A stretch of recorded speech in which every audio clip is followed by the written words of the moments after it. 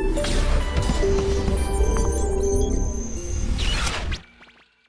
everyone, welcome to Motion Education. I am Priyanka Vishnu, your maths faculty.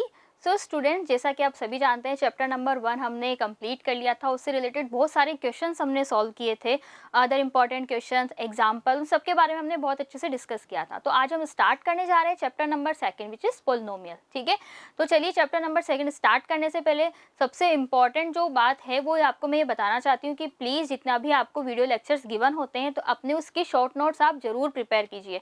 Short notes या जिस तरह से भी आपको नोट्स बनाने हैं, क्योंकि देखिए रिविजन के टाइम पे मैं हमेशा यही आपको बात बताती हूँ दैट रिवीजन के टाइम पे वीडियो लेक्चर से पढ़ना बहुत ज़्यादा डिफिकल्ट होता है, तो तब आपके सेल्फ प्रिपेयर्ड नोट्स ही आपकी हेल्प करते हैं। ठीक है, तो चलिए पॉलिनोमियल स्टार्ट करने से पहले सबसे पहले हम बात करते हैं एल्जेब्रिक एक्सप्रेशंस के बारे में।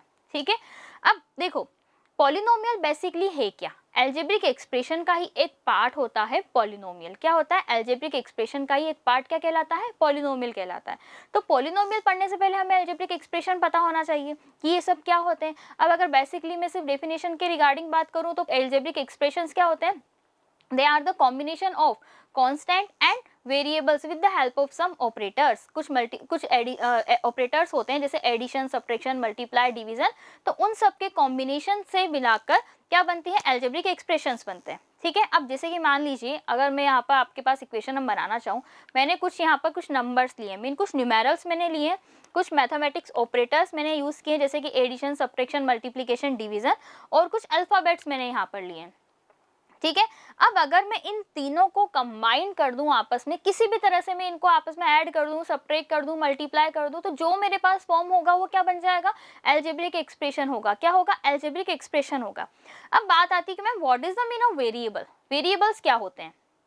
तो ध्यान से सुनिएगा बच्चों, वेरिएबल का मतलब ऐसी अननोन टर्म्स, एक तरह से वो क्या है? अननोन टर्म्स है, क्योंकि हम क्या करते हैं क्वेश्चन में that the value of this equal to x, तो वो एक्स क्या है? हमारे लिए अननोन है, अननोन टर्म होती है और उसकी हमें वैल्यू फाइंड आउट करनी होती है, तो वो वेरिएबल्स होते हैं। अब एक्स की जगह और भी काफी सारे वेरिएबल हो सकते हैं। बेसिकली हम इन्हें एक्स वाई जेड से ही रिप्रेजेंट करते हैं। हम चाहे तो A B C L M N O P Q किसी भी तरह से इनको रिप्रेजेंट कर सकते हैं, यू वी डब्ल्यू, बहुत सारे हमारे पास ऑप्शंस होते हैं, बट बेसिकली हम एक्स वाई जेड ही यहाँ पर यूज करते हैं। वेरिएबल्स क्या होता है सबको पता है। अब अगर मैं कांस्टेंट टर्म के बारे में बात करूँ तो मतलब जो कोफिशिएंट्स होते हैं, कांस्टेंट टर्म एक तरह से न्यूमेरल्स वैल्यू होती है, न्यूमेरिकल्स वैल्यू होती है जो फिक्स वैल्यू है। सबसे बेसिक एग्जांपल, सबसे अच्छा एग्जांपल है अगर हम बात करें एरिया ऑफ सर्कल, क्या होता है? पाई आर स्क्वायर, सबको पता है। पाई की वैल्यू क्या होती है? 22/7 या 3.14। ये क्या एक तरह से वैल्यू फिक्स होती है। रेडियस जो इसकी होती है आर, वो हर क्वेश्चन में अलग अलग चेंज होती जाती है और उसकी तरह से हम बहुत सारे अलग अलग क्वेश्चन हमें फाइंड आउट होते हैं। बहुत सारे हम इनके सॉल्यूशन फाइंड आउट कर सकते हैं आर की वैल्यू पे। तो पाई क्या है? पाई तो कोफिशिएंट हो गया, मतलब पाई एक तरह से कांस्टेंट वैल्यू है, और आर क्या है? आर एक रेडियस है जो क्या हो जाएगी हमारे पास? वेरिएबल हो जाएगा। क्या हो जाएगा? आर वेरिएबल हो जाएगा। इसी तरह से देखिए मैंने यहाँ पे लिया, यहाँ से हमने कुछ इनको कंबाइन किया, 2x + 5y। क्या किया? 2x + 5y। अब 2 यहाँ पर क्या है? हम क्या कहेंगे कि 2 एक कांस्टेंट है। ठीक है, x क्या कहेंगे हम यहाँ पर? x क्या हो जाएगा? x वेरिएबल हो जाएगा। क्या हो जाएगा? वेरिएबल हो जाएगा। 5 भी कांस्टेंट होगा और y भी वेरिएबल होगा। अब देखिए अगर मैं इसको थोड़ा सा और, एक और वर्ड आता है कोफिशिएंट, आपने ध्यान दिया होगा मैंने एक वर्ड भी रिपीट किया था, कोफिशिएंट। कोफिशिएंट क्या होते हैं? तो वेरिएबल के जो मल्टीपल्स होते हैं उन्हीं को कोफिशिएंट कहा जाता है। क्या कहा जाता है? उन्हीं को कोफिशिएंट कहा जाता है। मान लीजिए मैंने यहाँ पे एक एग्जांपल लिख दिया है 7x² 4y। इस तरह से अगर हम एक एग्जांपल लेते हैं, देखिए ये हमने लिखा 7x², ये हमने लिख दिया। ठीक है, यहाँ पर मुझे बताइए x² का अगर मैं कोफिशिएंट आपसे पूछूं, मीन x² के साथ क्या मल्टीप्लाई में है, तो आप क्या कहेंगे? 7 मल्टीप्लाई में। क्या मल्टीप्लाई में है? 7। That's why we can say that multiple of x² mean coefficient of x² is 7। अगर -7 होता तो हम क्या कहते हैं? coefficient of x² is -7। तो ये होता है कोफिशिएंट। तो अगर मैं इसमें कंपेयर आप करेंगे तो बताइए कोफिशिएंट कितना होगा? 2। वेरिएबल कितना होगा? x होगा। वेरिएबल कितना होगा हमारे पास? x। अब यहाँ पर अगर वापस से हम इसी तरह से देखेंगे 5y में, तो 5 क्या होगा? 5 कोफिशिएंट होगा, y वेरिएबल होगा। ये सबको क्लियर है? बहुत इजी है। ठीक है, बहुत इजी से हम इसको समझ सकते हैं। तो ये होता है एल्जेब्रिक एक्सप्रेशन। क्या होते हैं? एल्जेब्रिक एक्सप्रेशंस होते हैं। अब एल्जेब्रिक एक्सप्रेशन से ही हम फाइंड आउट करते हैं, किसे फाइंड आउट करेंगे, पॉलिनोमियल के बारे में हम बात करेंगे। किसके रिगार्डिंग बात करेंगे, पॉलिनोमियल के बारे में बात करेंगे। देखो मैं पहले यहाँ पे कुछ और एल्जेब्रिक एक्सप्रेशन के हम एग्जांपल्स और लेते हैं, जैसे हमने 2x + 5y जो अभी हमने लिया था, और एग्जाम्पल लेते हैं 2x³ + 7x² - 3y। एक एग्जाम्पल और लिया y4 - 15y²। इधर देखिए 9x 2/3 + 2z²। और एक और हम लास्ट एग्जाम्पल लेंगे x⁻⁷ + y⁻7 - z³। हमने कुछ एग्जाम्पल लिए। क्या ये सब एल्जेब्रिक एक्सप्रेशंस हैं? हाँ बिल्कुल, उसी के तो एग्जाम्पल हमने लिए हैं। देखो constant variable and operators, constant variable operators, यही हमारे पास चलता जा रहा है। अब आती है हमारे लिए जो इम्पोर्टेंट बात है, जो पॉलिनोमियल सीखने के लिए ज़रूरी है।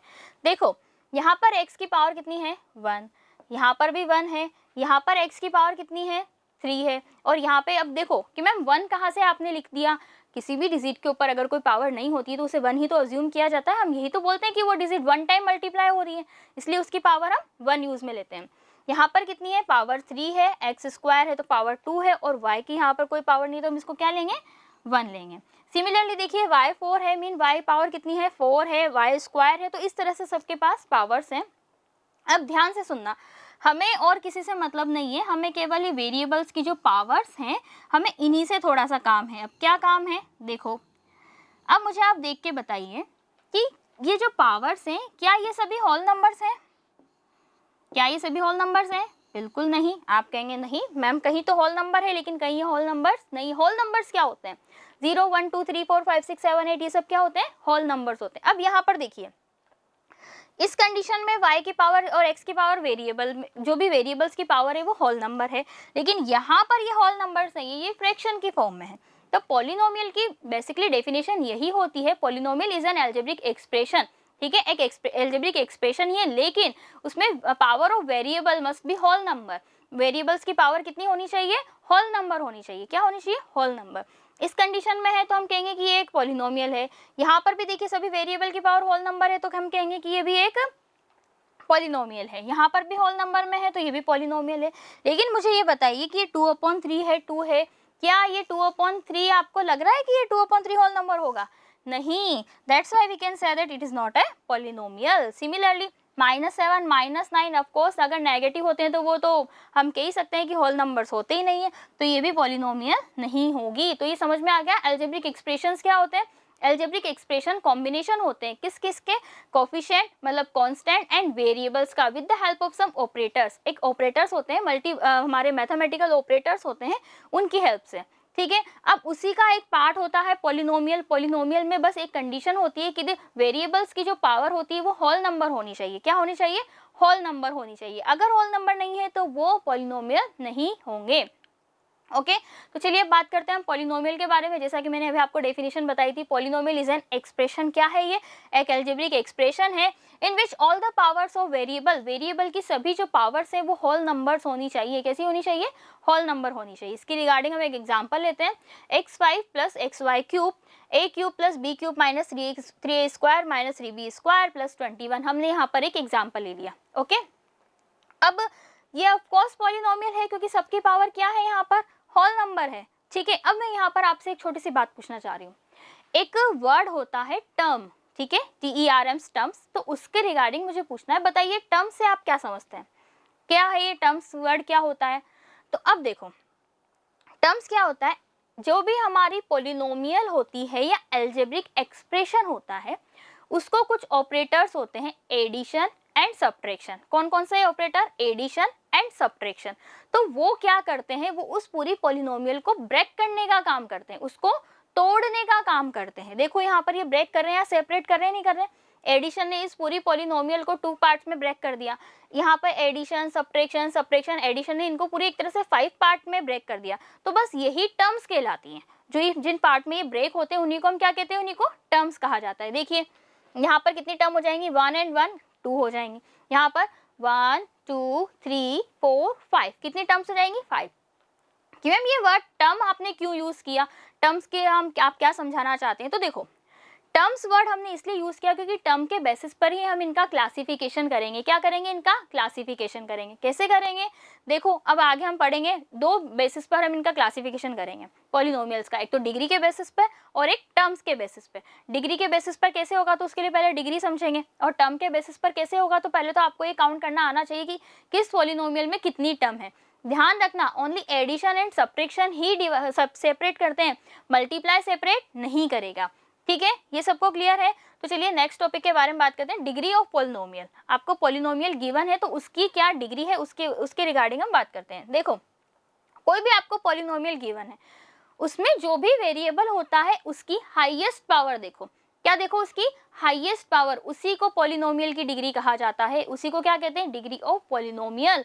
देखो the highest power in x of x, x की highest power in p x, किसमें? px में। कि हम ये x की ही क्यों देखी हमने, y की आपने क्यों नहीं देखी? तो देखो मैंने यहाँ पे क्या वर्ड लिखा हुआ है? px। अगर वर्ड लिखा है px इट्स मीन जो आपकी पॉलिनोमियल है वो x की फॉर्म में है। अगर वर्ड लिखा है py it's mean polynomial y की फॉर्म में। pz है तो पॉलिनोमियल z की फॉर्म में होगी। p4 है तो पॉलिनोमियल 4 की फॉर्म में होगी। ये सबको क्लियर है? ठीक है, तो वो हाईएस्ट पावर ही क्या कहलाती है? डिग्री। अगर हम एक एग्जांपल लेते हैं, जैसे कि हमने यहाँ पर एक एग्जांपल लिया x⁵ प्लस x³ माइनस 6, ये एक एग्जांपल है। इसमें बताइए डिग्री कितनी है? ऑफकोर्स 5 नजर आ रही है आपको, क्योंकि x की हाईएस्ट पावर कितनी है? यहाँ पर 5 है। कितनी है? 5 है। क्लियर है? बस जितनी वेरिएबल की हाईएस्ट पावर होगी वो उसकी डिग्री होगी, और डिग्री के बेसिस पर भी हम इनको क्लासीफाई करते हैं। तो सबसे पहले देखो हम इनका क्लासिफिकेशन देखेंगे बेसिस पे डिग्री और बेसिस ऑफ डिग्री। अब वैसे तो इनका क्लासिफिकेशन बहुत अलग अलग तरह से हो सकता है, हम बहुत सारी बेसिस पे, अगर किसी आपके पास पॉलिनोमियल है उसकी डिग्री 1 है, 2 है, 3 है, अगर किसी की 4 है, अगर किसी की 5 है, तो इस तरह से वैसे तो बहुत सारी कंडीशन आपके पास बनती चली जाती है। लेकिन आपको ध्यान क्या रखना है, वैसे तो हम बेसिकली किन के बारे में बात करेंगे? 1 डिग्री, 2 डिग्री एंड 3 डिग्री के बारे में हम यहाँ पर बात करेंगे। तो देखो जैसे कि अगर ये इक्वेशन है, मतलब ये पॉलिनोमियल है, ये एक एल्जेब्रिक एक्सप्रेशन भी है, तो जो चीजें पॉलिनोमियल के लिए होती हैं वो सेम एल्जेब्रिक एक्सप्रेशंस के लिए भी होती हैं।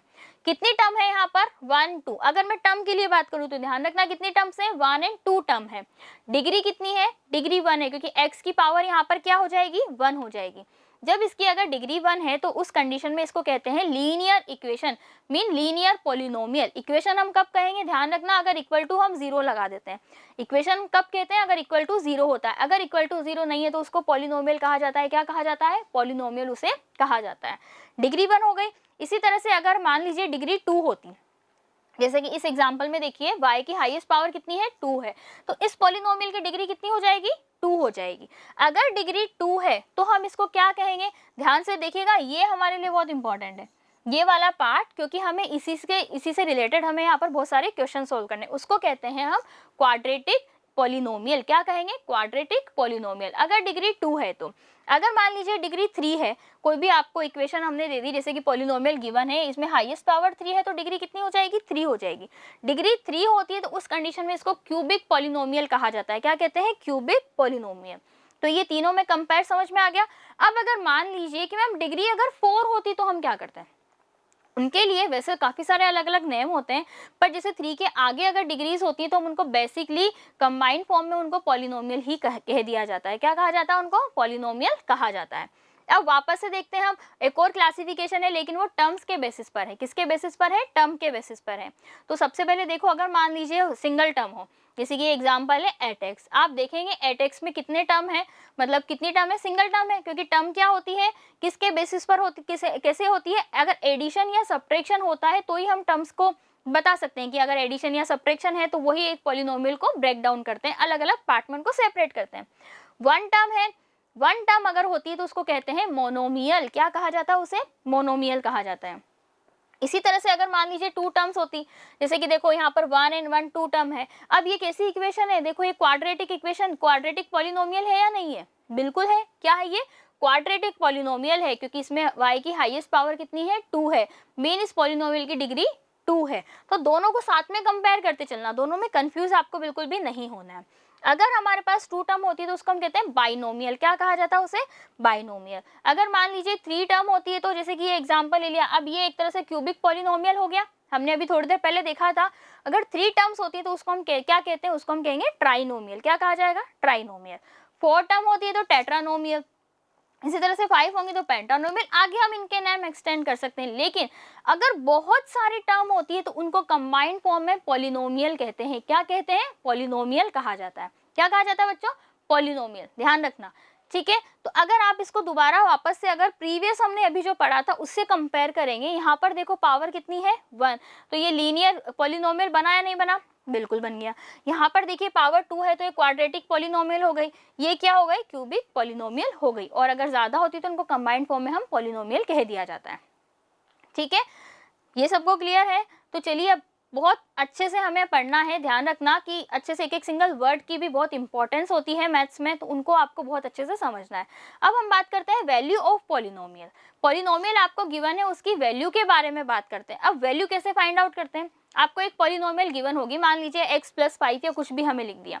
अगर मैं आपको एक और मैंने पॉइंट दे दिया, एक और मैंने एक नंबर दे दिया, रियल नंबर होना चाहिए लेकिन वो, अब मैं पूछूं बताइए इस नंबर पे आपकी वैल्यू क्या हो, इस पॉलिनोमियल की वैल्यू क्या होगी? तो उसके अंदर पुट कर देंगे। जैसे एग्जांपल अगर हम लेते हैं 3x - 1, एग्जांपल ले लिया, ये हो गए हमारे पास px। ठीक है, अब मैं आपसे ये पूछती हूँ, बताइए what is the value of this polynomial at the point x is equal to 1। अगर x की वैल्यू हम क्या लेते हैं? 1। तो जैसे ही x की वैल्यू 1 पुट करेंगे तो ये p1 बनेगा नहीं बनेगा? बनेगा। ये क्या बन जाएगा? 3 × 1 - 1 इज इक्वल टू 2 - 3 - 1, तो ये कितना बन जाएगा? 2 यहाँ पर बन जाएगा। तो इसकी वैल्यू कितनी आ गई? 2 आ गई। इस पॉलिनोमियल की वैल्यू कितनी आ गई? 2 आ गई। ये आपको समझ में आ गया अच्छे से? वैल्यू का मीन क्या होता है? बस जो भी आपको गिवन है नंबर उसको उसमें पुट करते चलिए और आपका आंसर आता जाएगा। Okay, if px is a polynomial in x, px है तो ऑफ कोर्स x की फॉर्म में होगी, px है तो y की फॉर्म में हो नहीं सकती, and k is any real number. k क्या है? एक रियल नंबर है। Then the value obtain by putting x equal to q। तब जो वैल्यू x is equal to k से आपको मिलती है तो वो क्या हो जाएगी उस इक्वेशन में? तो वो उसकी वैल्यू कहलाती है। ठीक है, अब देखो हम एक एग्जांपल लेकर समझते हैं, और उससे पहले एक और ध्यान रखना है आपको एक बात। देखो, जो मैंने आपको इतने बार बता दिया है कि अगर x इज इक्वल टू कुछ भी वैल्यू होती है, अगर x की जगह हमने k रख दिया तो उसको हम pk बोलेंगे, x की जगह 1 रखा था तो अभी हमने p1 बोला था, x की जगह y रख देंगे तो हम इसको py में बोलेंगे। तो ये उसको रिप्रेजेंट करने का, पॉलिनोमियल को रिप्रेजेंटेशन का एक तरीका होता है। क्या होता है? ये पॉलिनोमियल के रिप्रेजेंटेशन का एक तरीका होता है। चलिए हम एग्जाम्पल के से भी बात कर लेते हैं। एग्जाम्पल देखिए, find the value of x² - 4x + 5 if x is equal to 4। x की वैल्यू आपको क्या गिवन है? 4। तो बस वैल्यू पुट कर दीजिए। पहले हमने जो पॉलिनोमियल गिवन है उसको px की फॉर्म में लिखा। अब जैसे हम वैल्यू पुट करेंगे तो वैल्यू पुट करने के बाद ये p4 बनेगा नहीं बनेगा? बनेगा। जहाँ जहाँ x है x की जगह क्या पुट कर दीजिए आप? 4 पुट कर दीजिए। क्या वैल्यू रख देंगे? 4 रख देंगे। तो क्या बन जाएगा? 4² - 4, 4 + 5। इस तरह से हमारे पास पॉलिनोमियल बन जाएगी। सॉल्व करेंगे, 4² होगा, 16 - 16, देखो 16 से 16 क्या हो जाएगा? यहाँ पर कैंसिल हो जाएगा, रिमेनिंग क्या हो गया? ओनली 5। तो इस पॉलिनोमियल की वैल्यू क्या आ गई हमारे पास? x इक्वल टू 4 पर 5 हो जाएगी। क्या हो जाएगी? 5 हो जाएगी। ये क्लियर है? अब नेक्स्ट टॉपिक हमारे पास आता है zero of the polynomial. Zero क्या होता है? कोई भी आपको पॉलिनोमियल गिवन है, ठीक है, वहां पर अगर आप उस इक्वेशन में x की फॉर्म में है मान लीजिए, तो x की वो वैल्यू जिसको आप पुट करेंगे तो पूरी पॉलिनोमियल की वैल्यू 0 बन जाएगी। जैसे देखो, मान लीजिए अभी थोड़ी देर पहले हमने एक एग्जांपल लिया था, उसी की तरह हम एक एग्जांपल लेते हैं, 3 - x। ठीक है, 3 - x, ये क्या हो जाएगा? इसको हमने ले लिया px is equal to 3 - x। अब आप मुझे बताइए, बहुत ईजी हमने एग्जाम्पल इसलिए लिया ताकि देखते ही समझ में हमें आ जाए। अगर मैं x की जगह यहाँ पर 0 पुट करूं तो क्या ये पूरी इक्वेशन की वैल्यू 0 बन जाएगी? नहीं बनेगी। x की जगह 1 पुट करूं तब भी क्या है? पूरी इक्वेशन की वैल्यू 0 हो जाएगी? नहीं होगी। x की जगह अगर हम 3 पुट करेंगे, देखो जैसे हमने पुट किया x is equal to 3, then it become 3 - 3 is equal to 0, then we can say that 0 is the zero of this polynomial px। 0 जो है इस पॉलिनोमियल, 3 जो है, 3 is the zero of this polynomial. ठीक है, 3 इस पॉलिनोमियल का 0 होगा। कौन होगा? 3 इस पॉलिनोमियल का 0 होगा। समझ में आ गई आपको ये बात? इसी तरह से हम बहुत सारे यहाँ पर और एग्जांपल्स भी ले सकते हैं। तो चलिए पहले हम इसकी डेफिनेशन देख लेते हैं। The real values of the variable, variable की रियल वैल्यू होनी चाहिए, ठीक है, ऐसा नहीं इमेजिनरी वैल्यूज नहीं होती हैं, रियल वैल्यू। वैल्यूज भी 2 टाइप के नंबर्स होते हैं, रियल नंबर, इमेजिनरी नंबर, तो उसके बारे में वैसे भी अपर क्लासेस में आता है। तो अभी आपको ध्यान रखना है कि वेरिएबल्स की वैल्यू कैसी होनी चाहिए, रियल वैल्यू होनी चाहिए। For which the value of the polynomial become 0, जिसकी वजह से पॉलिनोमियल 0 बनता है, तो वो उस पॉलिनोमियल का 0 कहलाता है। क्या कहलाता है? 0 ऑफ द पॉलिनोमियल। एग्जाम्पल भी हमने यहाँ पर ले लिया, 2x³ minus 3x² minus 2x plus 3।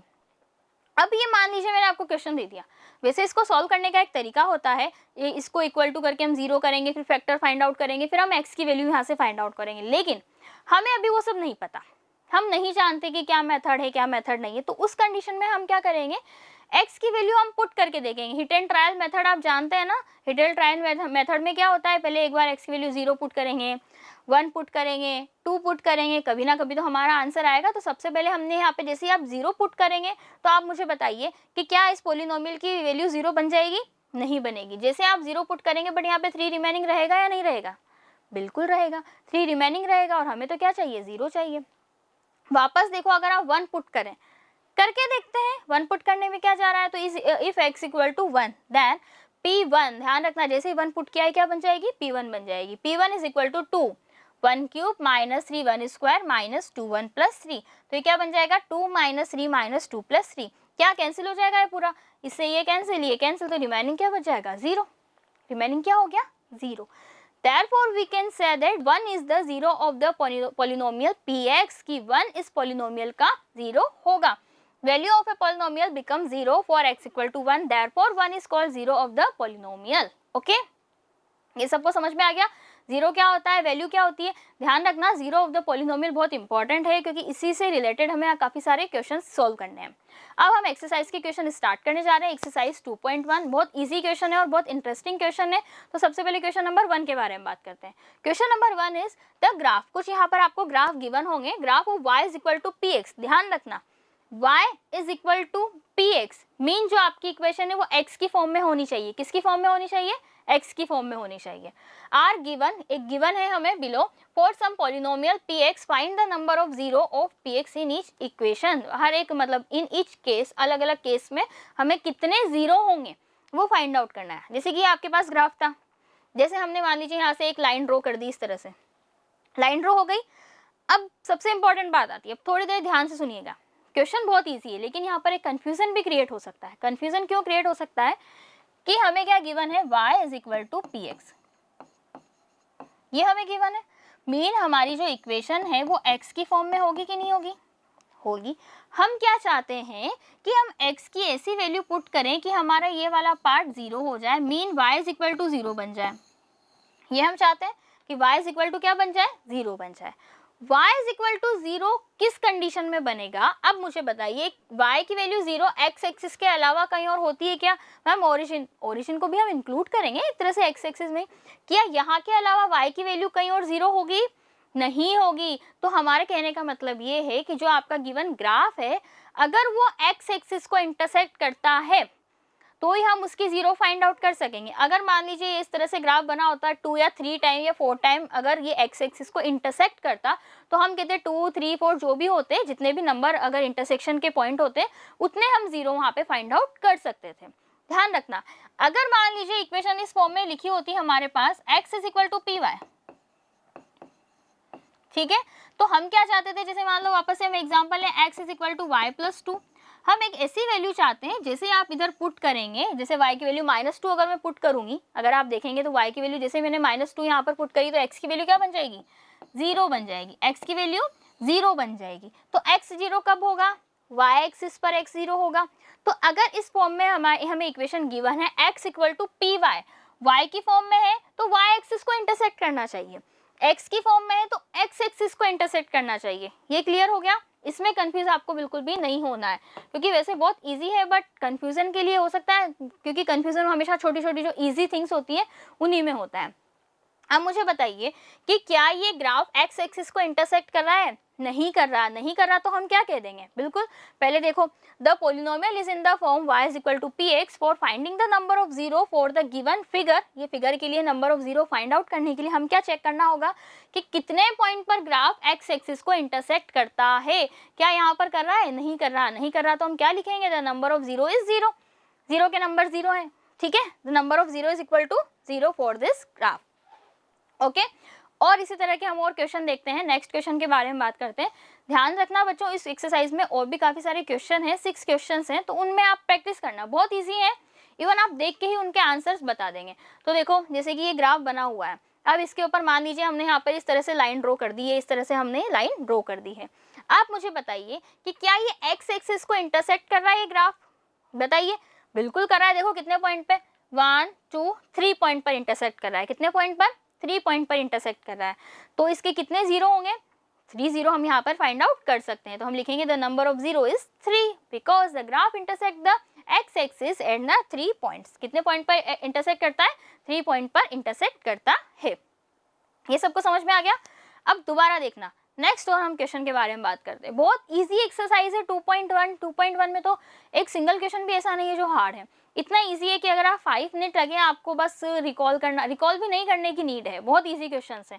देखिए एक और हमने ग्राफ लिया, मान लीजिए इसमें ग्राफ किस तरह से बना हुआ, इस तरह से ग्राफ हमारे पास बना हुआ है, ये देखो इस तरह से ग्राफ बना है। अब मुझे बताइए कितने टाइम इंटरसेक्ट कर रहा है, 1 2 3 4, कहाँ पे 1 2 3 4, तो कितने पॉइंट्स हो जाएंगे, कितने जीरो होंगे, 4 जीरो होंगे। The number of zero is 4 because the graph intersect the x axis at 4 point पर इंटरसेक्ट करता है। सिमिलरली एक और क्वेश्चन हम सॉल्व करते हैं, इसका 6 क्वेश्चन है, उससे भी देखो हम सॉल्व कर लेते हैं। तो क्या होगा हमारे पास, जैसे ही हमें क्वेश्चन गिवन है, ये रहा हमारे पास क्वेश्चन। अब इसमें वापस से हम ग्राफ बना रहे हैं, तो देखो ये हमने ग्राफ बना दिया, बन गया ग्राफ। कितने टाइम ये इंटरसेक्ट कर रहे हैं, 1 2 3 टाइम, कितने टाइम, 3 टाइम। तो कितने जीरो मिलेंगे हमें यहाँ पर, 3 जीरो मिलेंगे। नंबर ऑफ जीरो कितने होंगे, 3 होंगे। कौन कौन से पॉइंट, 1 2 3, कितने पॉइंट पर, 1 2 3 पॉइंट पर ये मिलेंगे। देखो सबको क्लियरली विजिबल है, ये वाला पॉइंट है जहाँ पर ये ग्राफ एक्स एक्सिस को इंटरसेक्ट कर रहा है। ग्राफ क्या कर रहा है, एक्स एक्सिस को इंटरसेक्ट कर रहा है। तो हम यहाँ से क्या कह सकते हैं, the number of zero is 3 because the graph intersect the x axis at 3 point पर इंटरसेक्ट करता है। ओके, अब ध्यान से आप सुनिएगा मेरी बात। नेक्स्ट टॉपिक जो हम पढ़ने जा रहे हैं तो वो बहुत इंपॉर्टेंट है, क्योंकि एक्सरसाइज 2.2 आपके एग्जाम के लिए इंपॉर्टेंट है। आपको जैसा कि आपको बताया, अगर हम करंट सेशन के बारे में बात करें 22-23 के लिए अगर हम बात करते हैं, तो एक्सरसाइज 2.2 ही हमारे लिए इंपॉर्टेंट है। 2.1 हमारे सिलेबस में नहीं है, 2.3 में भी कुछ डिडक्शंस हो चुके हैं, तो आपको ये सब पता है। तो आपको इस एक्सरसाइज को बिल्कुल भी स्किप करना ही नहीं है, बहुत इजी एक्सरसाइज है। सैम्पल पेपर में बेटा आपने देखा होगा कि एक क्वेश्चन हमारे पास आया था, एक इक्वेशन गिवन, एक पॉलिनोमियल गिवन थी, हमें उसके जीरो फाइंड आउट करने थे एंड देन हमें वेरीफाई करना था the relation between zero of the polynomial and the coefficient and the जो कोफिशिएंट्स थे, मतलब ए बी सी जो होते हैं, उनमें हमें रिलेशन फाइंड आउट करना था, उनमें प्रूफ करना था क्या रिलेशन होता है। तो वो हम इनके बारे में बात करते हैं। Relationship between zeros and coefficient of quadratic polynomial, क्या क्या रिलेशनशिप होती है। सबसे पहले देखो पॉलिनोमियल की, जो हम क्वाड्रेटिक के बारे में बात करें, मैंने अभी स्टार इसलिए लगाया था क्योंकि हमें पता था हमें किसके बारे में बात करनी है, क्वाड्रेटिक के बारे में बात करनी। क्वाड्रेटिक इक्वेशन की स्टैंडर्ड फॉर्म क्या होती है, ax square plus bx plus c। ध्यान रखना ये क्या होती है, स्टैंडर्ड फॉर्म होती है ax square plus bx plus c। Okay, ये क्वाड्रेटिक पॉलिनोमियल की स्टैंडर्ड फॉर्म है। मीन एक्स स्क्वायर के कोफिशिएंट को a कहा जाता है, x के कोफिशिएंट को b कहते हैं, और जो कांस्टेंट टर्म होती है उसको हम किससे रिप्रेजेंट करते हैं, उसे हम c से रिप्रेजेंट करते हैं। अब ध्यान रखना, x की जितनी ही ज्यादा पावर होती है, अगर कोई इक्वेशन है जिसमें x की पावर 2 है, मतलब हाईएस्ट पावर उस पॉलिनोमियल की 2 है, इसका मतलब हमें उसके कितने जीरो फाइंड आउट होंगे, 2 जीरो फाइंड आउट होंगे। अगर किसी पॉलिनोमियल में x की पावर x है या y है, उसकी पावर अगर 3 है, कितनी है, 3 है, जैसे क्यूबिक पॉलिनोमियल हमने देखा था, तो मीन जीरो कितने फाइंड आउट होंगे, 3 फाइंड आउट होंगे। 4 है अगर किसी की डिग्री, किसी पॉलिनोमियल की, मतलब वेरिएबल की हाईएस्ट पावर अगर 4 है, तो कितने जीरो फाइंड आउट होंगे, हमें 4 जीरो फाइंड आउट होंगे। ये सबको क्लियर है।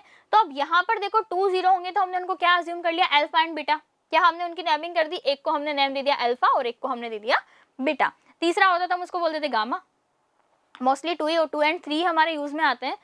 तब क्या होता है, तब होता है alpha plus beta is equal to minus b upon a. मतलब अगर आप इन दोनों जो जीरोस आपके हैं इनको अगर आप सम करते हैं तो वो किसके इक्वल होता है, माइनस बी, मतलब minus coefficient of x upon coefficient of x square, इसके इक्वल होता है। देखो alpha plus beta is equal to minus coefficient of x upon coefficient of x square.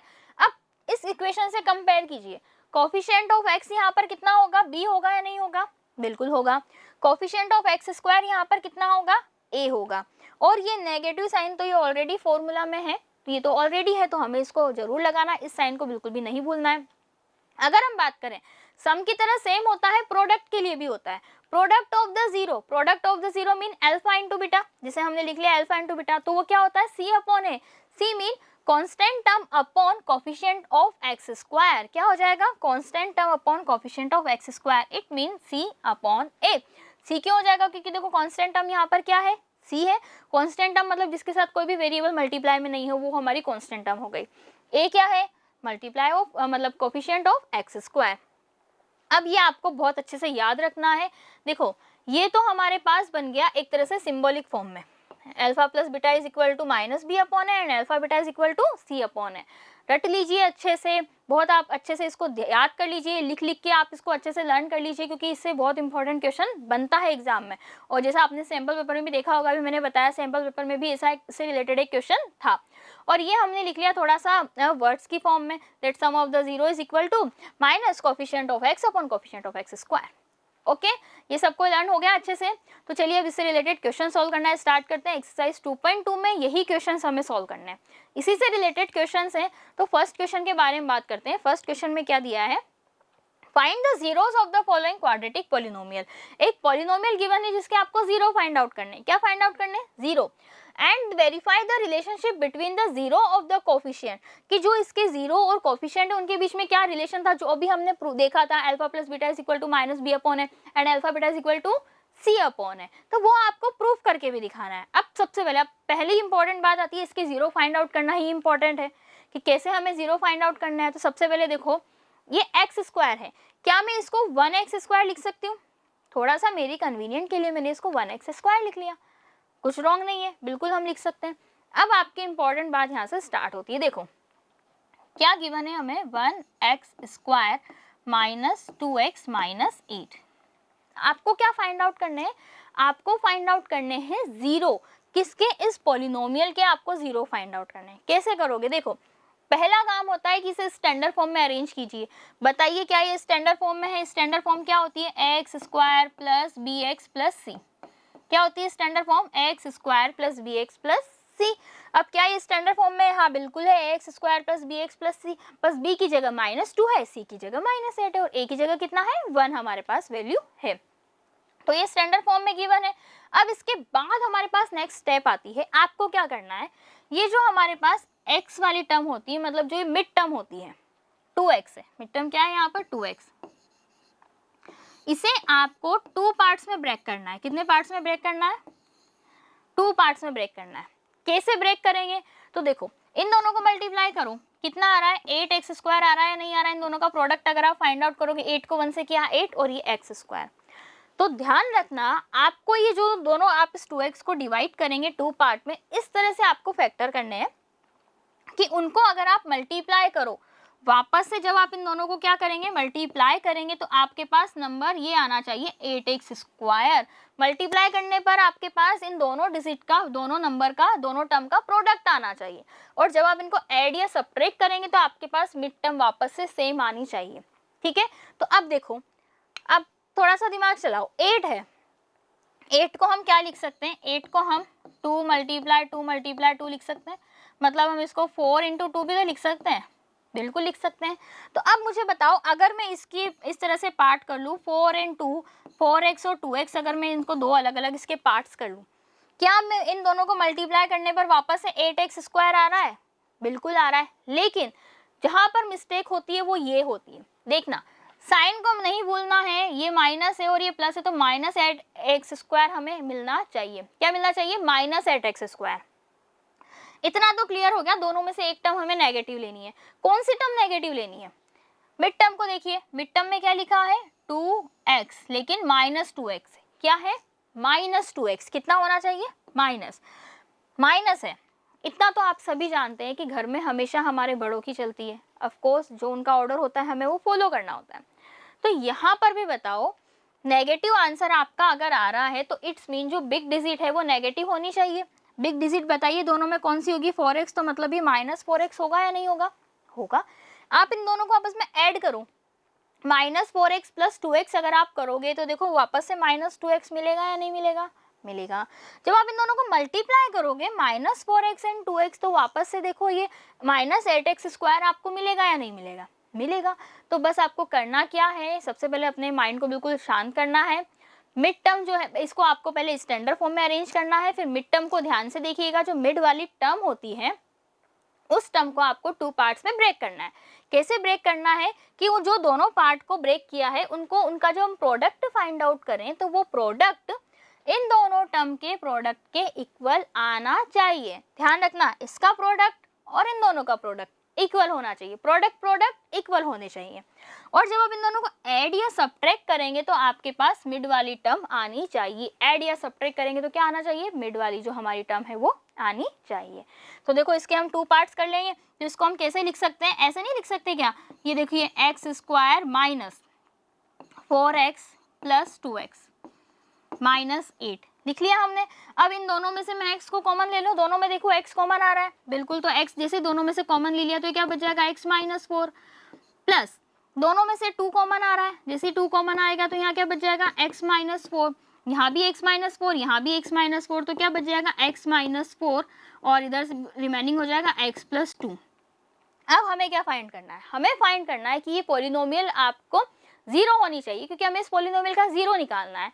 अब पॉलिनोमियल 0 क्या होगी, जब 2 नंबर का प्रोडक्ट मल्टीप्लाई में 0 है। कोई भी 2 नंबर है अगर उनको प्रोडक्ट मल्टीप्लाई में 0 है तो या तो ये नंबर 0 होगा या फिर वो नंबर 0 होगा, या फिर ये कंडीशन है कि हो सकता है दोनों ही 0 हो। 0 × 0 भी तो 0 होता है, ठीक है। ऐसे पॉसिबल है क्या कि 2 नॉन 0 नंबर को आप मल्टीप्लाई कर रहे हो और आंसर 0 आ रहा है, क्या ऐसा हो सकता है, बिल्कुल भी नहीं हो सकता है। तो अब एक बार हम इसको 0 के इक्वल कर देंगे, यहाँ से x की वैल्यू 4 आ जाएगी, एक बार इसे हम 0 के इक्वल कर देंगे, वहाँ से x की वैल्यू -2 आ जाएगी। तो 2 पॉइंट्स हमें मिल जाएंगे। बेसिकली हमें क्या मिल जाएंगे, अल्फा एंड बीटा हमें यहाँ से मिल जाएंगे। ये समझ में आ गया। चलिए देखो हम इसको प्रॉपर वे में लिखेंगे, = x² - 2x को हमने ब्रेक किया 2 पार्ट में, -4x एंड +2x। आप चाहें तो इनको थोड़ा अरेंज भी कर सकते हैं, आप 2x को आगे भी लिख सकते हैं, -4x को पीछे भी लिख सकते हैं, उससे कोई इफेक्ट नहीं पड़ेगा। वापस से अब देखो इनमें कॉमन ले लिया, x - 4 रिमेनिंग रह गया, यहाँ से 2 कॉमन लिया, x - 4, यहाँ भी x - 4, यहाँ भी x - 4 निकाल लीजिए, कॉमन निकाला, x + 2 रिमेनिंग रह गया। Therefore, x - 4 and x + 2 are the factor of this polynomial। ये जो polynomial हमें given है उसके फैक्टर हैं x - 4 and x + 2। तो क्या होगा कि या तो इसकी वैल्यू 0 करो या फिर इसकी वैल्यू 0 करो, दोनों में से किसी एक की वैल्यू 0 होनी चाहिए, तभी हम 0 फाइंड आउट कर सकते हैं। So the value of this is 0 when इधर x - 4 = 0 और x + 2 = 0। एक बार हम सिंगल टर्म को 0 करेंगे और एक बार अदर टर्म को 0 करेंगे। देखो जैसे हमने x - 4 = 0 किया और एक बार इसको भी हमने 0 किया, x की वैल्यू यहाँ से कितनी हमें मिल जाएगी, 4, x = 4, और यहाँ से x की वैल्यू कितनी हो जाएगी, ट्रांसपोजिंग ही तो करनी है, ट्रांसपोज क्या, x की वैल्यू आ जाएगी -2। Therefore we can say that 4 and -2 are the 0 of this polynomial। ठीक है, जैसे हमें जीरोस मिल गए, अब हमें क्या करना है, जो रिलेशनशिप थी वो प्रूफ करनी है। ध्यान रखना जीरोस क्या हो जाएंगे, 4 and -2, क्या 0 हो जाएंगे, 4 and -2। ठीक है, कैसे फाइंड आउट हुए, बहुत इजी प्रोसेस था। तो अब हमें क्या करना है, इनको रिलेशनशिप प्रूफ करनी है। ओके, तो सबसे पहले देखो हम क्या लिखेंगे यहाँ पे, therefore zeros is equal to 4 and -2, 4 and -2। अब इससे जो हम चेक करेंगे वेरिफिकेशन से हमें ये पता भी चल जाएगा कि हमारा आंसर राइट है या रॉन्ग है। सबसे पहले हम क्या फाइंड आउट करेंगे, देखो sum of the zero, it's mean ये क्या हो जाएंगे, अल्फा बीटा हो जाएंगे। तो सबसे पहले हमने लिखा sum of the zeros, okay. Sum of the zeros कितना हो जाएगा, = 4 + -2, कितना हो जाएगा, 4 + -2। अब प्लस माइनस क्यों आया, ध्यान रखो भाई, साइन का तो हमें ध्यान रखना है। -2 है, ठीक है, -2 है तो क्या बन गया हमारे पास है, देखो 4 - 2 = 2। तो ये तो बन गया हमारे पास सम ऑफ द जीरो। अब हमें क्या पता है, हमें ये पता है कि जो अभी हमने थोड़ा सा पहले देखा था, coefficient of x upon coefficient of x square, तो वो भी हम प्रूफ करेंगे। माइनस बी अपॉन ए कर ले, b upon a mean coefficient of x square upon coefficient of x upon coefficient of a. अभी देखो इसको जैसे हम पूरी तरह से लिखेंगे, फॉर्मूला लिखेंगे हम minus coefficient of x upon coefficient of x square, ये हो गया।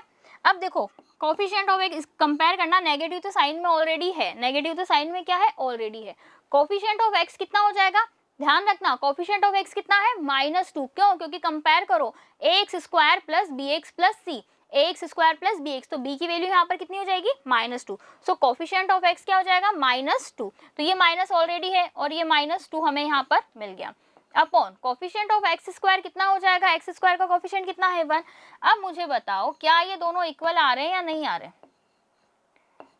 ठीक है, माइनस माइनस प्लस 4 - 2 प्लस, तो ये दोनों तो इक्वल आ गए, तो हम यहाँ से क्या कह सकते हैं that alpha plus beta is equal to minus b upon a. एक रिलेशन तो हमारा वेरीफाई हो चुका है, अब हमें एक और रिलेशन है जिसे हमें वेरीफाई करना है, तो देखो उसे हम कैसे वेरीफाई करेंगे, प्रोडक्ट के बारे में बात करते हैं। Product of the zero, product कितना होगा, सबसे पहले हम लिखेंगे product of the zero, product of the zero कितना हो जाएगा 4 × -2। साइन के बारे में बिल्कुल अच्छे से ध्यान रखना है, साइन को बिल्कुल नहीं भूलना है, जैसे कि यहाँ पे -2 था ना, तो आपको -2 यूज करना है, ऐसा नहीं कि आप उसे भूल जाएं। तो क्या बन जाएगा ये हमारे पास -8, 4 × 2 = 8 प्लस माइनस माइनस, तो ये किस में कन्वर्ट हो जाएगा -8 हमें मिल जाएगा। अब इसके बाद देखो हम क्या फाइंड आउट करते थे, ध्यान से रखना, मैंने बताया था constant term upon coefficient of x square, तो सबसे पहले हमने लिखा constant term upon coefficient of, coefficient को शॉर्ट में हमने लिखा है coefficient of x square. Constant term कितनी है यहाँ पर -8, कोफिशिएंट ऑफ एक्स स्क्वायर कितना है 1, तो देखो इक्वल टू -8 आया या नहीं आया, बिल्कुल आ गया। अब कांस्टेंट टर्म का मीन क्या होता है c, तो यहाँ से क्या हो जाएगा, देखो alpha into beta is equal to c upon a, क्या बन गया c upon a, so it is verify, ये हो गया हमारे पास वेरीफाई। यही तो हमें करना था, दोनों लो उनको एक बार coefficient of x upon coefficient of x square find out करेंगे, एक बार constant upon coefficient of x square find out किया, ये इक्वल आना चाहिए। मान लीजिए किसी कंडीशन में इक्वल नहीं आता है, तो इसका मतलब ये है हमने जो कैलकुलेशन करी है वो रॉन्ग है। चलिए एक क्वेश्चन और देख लेते हैं, तो इसी एक्सरसाइज का नेक्स्ट क्वेश्चन है और रिमेनिंग क्वेश्चन है उन पे आप ट्राई करना, बाकी के जो भी क्वेश्चन बचेंगे वो हम नेक्स्ट लेक्चर में कवर करेंगे। देखिए 6x स्क्वायर -3x -7x, अब सबसे पहले तो बताइए क्या ये स्टैंडर्ड फॉर्म में है, बताइए मुझे स्टैंडर्ड फॉर्म क्या होती है, ax square plus bx plus c, इससे कंपेयर करो, क्या ये इस फॉर्म में है, नहीं ये इस फॉर्म में नजर नहीं आ रहा है, तो आपको उसमें अरेंज करना होगा। सबसे पहले आप क्या अरेंज करेंगे, 6x स्क्वायर हमने लिखा 6x स्क्वायर -7x -3, अब आपको क्या करना है, वही डिवाइडेशन करना है, आपको 2 पार्ट्स में डिवाइड करना है। किसे डिवाइड करना है, इस 7x को, किस में आना चाहिए, उनका प्रोडक्ट कितना आना चाहिए, 6 3 = 18 आना चाहिए। तो देखो 7 आपने लिखा और प्रोडक्ट कितना आना चाहिए उन दोनों का, इनको दोनों को अगर आप मल्टीप्लाई करेंगे 6 3 = 18x स्क्वायर, क्या आना चाहिए 18x स्क्वायर। अब इस कंडीशन में वैसे तो इजी है क्योंकि टर्म हमारे पास छोटी है, ज़्यादा बड़ी न्यूमेरिकल वैल्यू नहीं है, लेकिन अगर मान लीजिए ज़्यादा बड़ी वैल्यू आती है तो आपको क्या करना है, इसके फैक्टर करेंगे। तो देखो 18 को आप क्या लिख सकते हैं, 3 × 3 × 2 या 2 × 3 × 3 ऐसे लिख सकते हैं। तो इसको मैं 9 × 2 लिख दूं, ये भी तो हम लिख सकते हैं ना, उसको वही किया हमने, बस मल्टीप्लाई करके लिखा।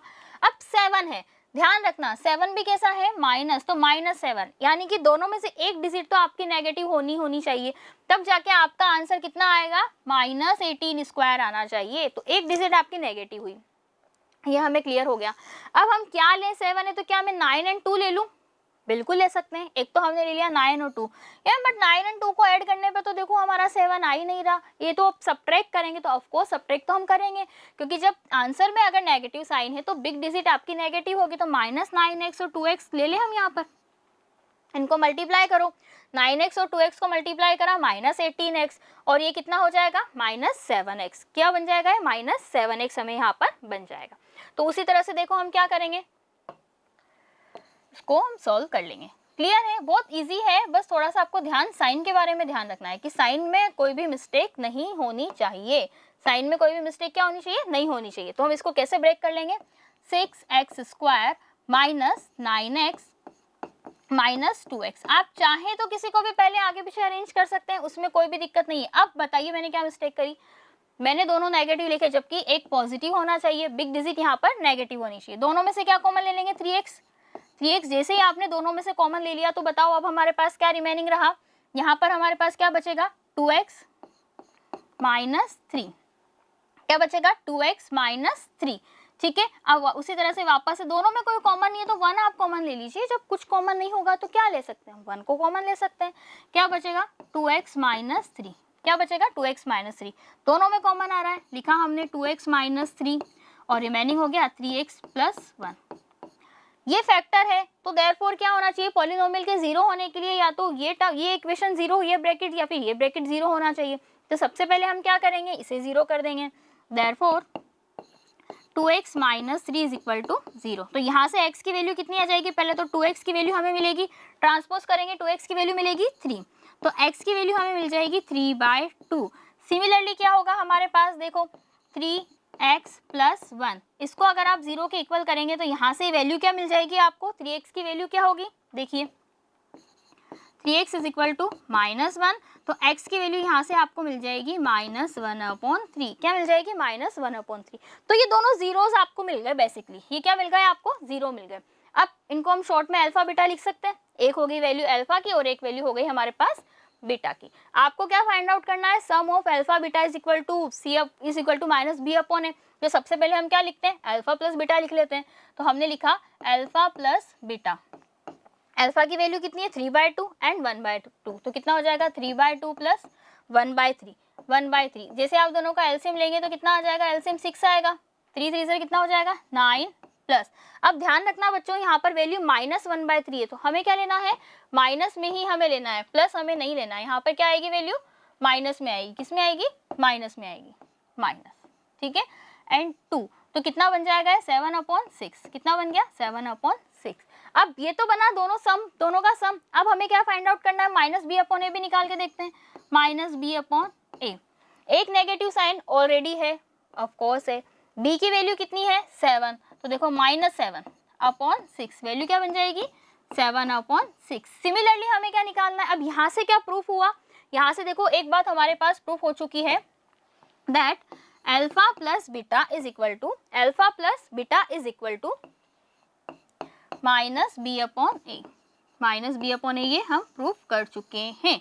अब हमें एक रिमेनिंग पार्ट और प्रूफ करना है। रिमेनिंग पार्ट क्या होगा, alpha into beta, alpha into beta क्या होगा 3/2 एंड -1/3, 3/2 मल्टीप्लाई -1/3, 3 से 3 कैंसिल हो जाएगा तो क्या बचेगा -1/2। अब हमें ये भी देखना है दैट क्या होता है, c/a निकालेंगे, तो c/a कितना होगा, c/a is equal to, c की वैल्यू कितनी है हमारे पास, देखो -3 है, -3, a की वैल्यू कितनी है हमारे पास 6। जब आप इसको सॉल्व करेंगे तो ये क्या बन जाएगा, -1/2 बनेगा या नहीं बनेगा, बनेगा, दोनों इक्वल आ रहे हैं, ऑफ कोर्स दोनों इक्वल आ रहे हैं, इक्वल आ रहे हैं तो क्या करो आप, क्या लिखेंगे हम यहाँ पे, alpha into beta is equal to c/a, क्या लिखेंगे, alpha beta is equal to c/a। बस ये हो गया हमारे पास आंसर, यही हमें प्रूफ करना था, ये हमें वेरीफाई करना था। ओके, तो अल्फा और बीटा से हमने इसको वेरीफाई कर लिया है दैट अल्फा और बीटा क्या होता है। तो देखो इसको हम थोड़ा सा और क्लियर फॉर्म में लिख लेंगे, जो हमने वेरीफाई किया था। देखो क्या वेरीफाई किया था हमने, दैट अल्फा इंटू बीटा क्या था,